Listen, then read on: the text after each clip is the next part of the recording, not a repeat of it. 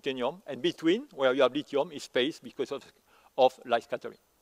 And look at the difference between the compounds that show a large irreversible voltage fade and not. You can see here, after 100 cycles, which means that you have a call, you have recharged your telephone 100 times, and you see all the atoms are going back in the right position. Now, if you look at this compound that is showing the voltage fade, you see now that there is atoms moving out of the plane, and they go to the tetrahedral size. And what is happening in the structure, you can see the atoms are moving, and since they are small, they get trapped into the tetrahedral size. And this is the reason why we have this voltage fade. Though, we need to put large elements in order to block this stuff. And this, I will say, has provided chemical clues to enable to use this lithium-rich NMC for the next generation of lithium-ion batteries. So, where we are now, this is more or less where we are in the field of lithium-ion technology. We start in 2010. As I mentioned to you before, we really increased considerably the energy density. And with the introduction of these lithium-rich materials, we should reach about 800 watt-hours per liter in terms of energy density and about 350 in terms of specific energy.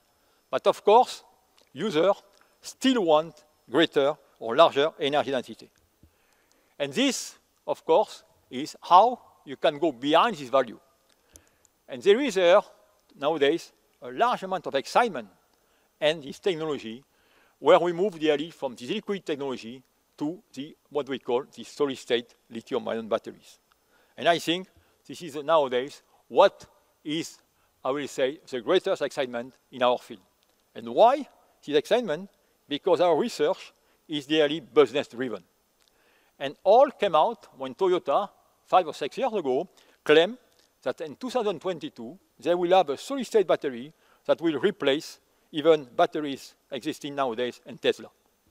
So it was a big challenge, and of course, as soon as someone announced this stuff, plenty of people are moving into the same direction.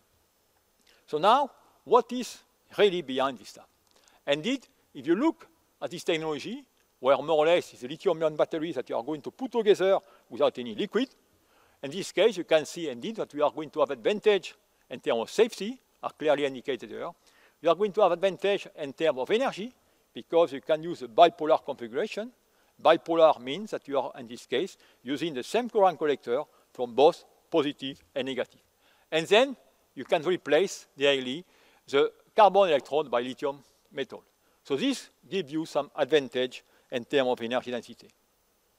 And of course, some great advance on the chemistry has been done on these materials, and namely in the discovery of better ionic conductors. And what I am showing here is a progress that has been made in terms of conductivity and Siemens per centimeter, where we move from about 10-4 to about 10-2. And you have this last compound that came out from Japan in 2011, which has ionic conductivity, which I will say is alike nearly sodium chloride into water. So this is great, but what the drawback and all of this kind of stuff is, as I mentioned to you, we have a serious issue of interfaces. And as you can see here, we have materials in which we have a problem of transport through the interface. So we have a problem of grain boundary, we have a problem of lithium dendrites and so on, and we need to have a large amount of research in order to, I will say, combat these problems via what I will call all kind of core shell structure, grafting, and so on. So this is more or less what happened. And then the dendrite that people were thinking by moving to solid will get rid of the dendrite. This is not true at all. And I show you here the best ionic conductor in terms of oxide today, which is a garnet, whose structure is indicated here. And you can see, if I merely put 2 lithium electrodes, and I try to polarize these 2 electrodes, I get these kind of spikes here, which are indicating really the growth of dendrites. And people have really looked into it, and what could be the origin of these dendrites. And as you can see here, people have looked by operando optical microscopy, where you have really the time, and you can see when you are really polarizing the 2 electrodes, you can see the crack filling out with lithium, and then when all the current is going to the lithium, you have increased the temperature, and you melt the lithium, and you can see a drop at the surface. So we have plenty of strategy now aiming to, I will say, to try to increase the wettability and so on. So in order to circumvent the issue, we are moving now, the trend is to move nearly from oxide to sulfides. And here, you have the type of batteries that people are assembling nowadays, where you use this kind of pressure, and we can obtain this type of performance as function of temperature and so on. And very recently, we were able to assemble one of the solid-state batteries that we can simply run and a coin cell, normal coin cell, as indicated here. So this is more or less the progress that has been made. Where we are in this field, I try to indicate it here in this next slide, where I do a benchmark of all the work going on in the world and through this field. Where, of course, Toyota is the leader, and you can see here, you have the performance of lithium-ion battery, and then we have the solid state below. And you can see that as of today, we are not close to lithium-ion battery. We are reaching this target, but we are still have some improvement to be done. So this is a nice picture, but I think what is very bad is we have a problem of cyclability, which means that by nowadays, the system, due to interface reason, cannot cycle very long. So here, my message will be the following one.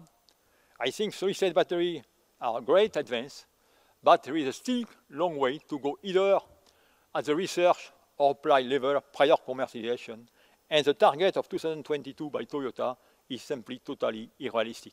And again, as a scientist, don't oversell. We don't want to set up, again, an industrial disappointment, as we have been doing in the past for lithium-ion. So this is more or less what I want to tell you about this stuff. So now, whatever, all this has, of course, led to what you know that is more or less the booming of electric vehicles. And indeed, you can see that in 2019, we have about more than 400 models of electric vehicles, and the sales claim that we'll have a 25 million market by 2025. And now the question that I want to address is, will the electric vehicle solve the CO2 situation? So it means in this case, are EV ideal for the environment? And to do so, I will try really to make a very simple comparison, in this case, where I plot the CO2 emission for kind of propulsion engine are clearly indicated. And you can see value of 200 grams, 250 per kilometer. Now I'll do the same plot in the case of electric vehicles. And you are going to see that it's going to depend very strongly on the origin of the primary energy. As you can see here, if you use electricity coming from coal-fired plants, this is totally useless to develop electric vehicles. But of course, if you use, in this case, what you call French mix, which is a mixture of nuclear and normal fuel, or if you use the hydro, as you can see here, you have better condition. So the message here is clearly we don't want to use primary from coal-fired plant. Now, if you use hydro, you can see that now the battery part is a large contribution. So the question is, what is the sustainability of batteries? And here again, I may surprise you, where this is a plot that has been really checked by few groups, where we plot the required energy to make a battery. And we have the to all the different steps in the process. And you can see, and you want to see, that when you fabricate 1 kilowatt-hour of battery, you need an energy of 327 watt-hour per kilogram, so here, kilowatt-hour, and you need also, and you release 110 kilograms of CO2. So this clearly indicates you that we are making batteries, but we are still an issue of sustainability. And this will lead me to the second part of this talk, where is dealing with how to increase battery sustainability. And here, we have daily pursuing different routes.